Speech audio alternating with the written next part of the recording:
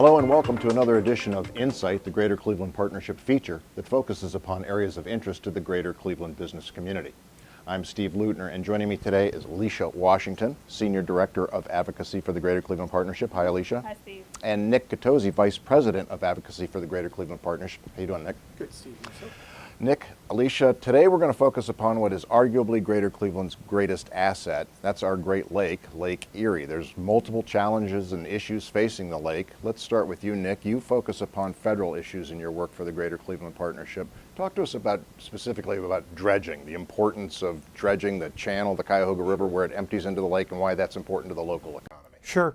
We're coming to the end of the winter season here. The ice is melting, and so that means the water is starting to flow, but the water is also bringing debris down into the river channel. It's been doing that over the winter as well.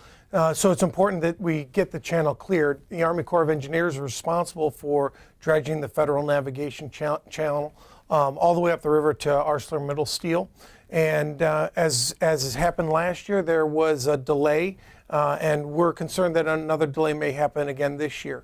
So Joe Roman, our CEO, has written to the Army Corps of Engineers, encouraging them to make sure there isn't a delay.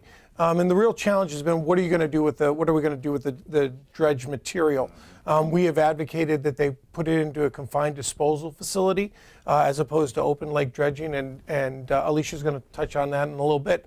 But we want to make sure that the work we've put into the Great Lakes, into Lake Erie in particular, the health of the river and the lake stays that way. We think we've had some creative solutions as to what to do with the dredge material, and we've encouraged the Army Corps of Engineers to work with the state of Ohio and other responsible parties to find a long-term solution so that every year we don't sit here and try and figure out what are we going to do, and ultimately how does this impact the businesses that rely on the lake and the Cuyahoga River to get their materials up and down the river, the raw materials in, as in the case of ArcelorMittal, and finished product out using the river.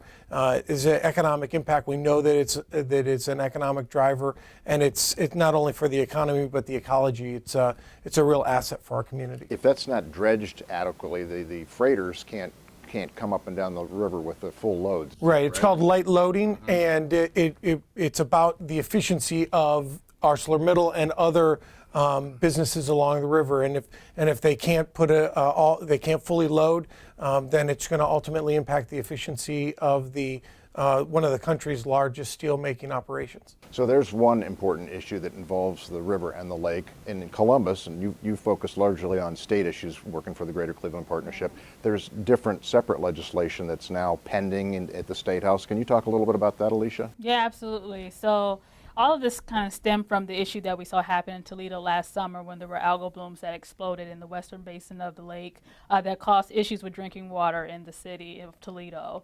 So you saw legislative action that tried to occur at the end of last session, which was last year, to address this issue. Unfortunately, that legislation was not able to get passed through. So at the start of this legislative session, you had the Senate and the House both come out with separate bills to try to address water quality issues.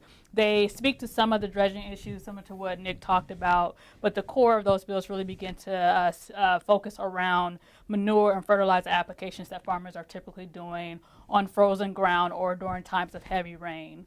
So Senate Bill 1, it has passed the Senate.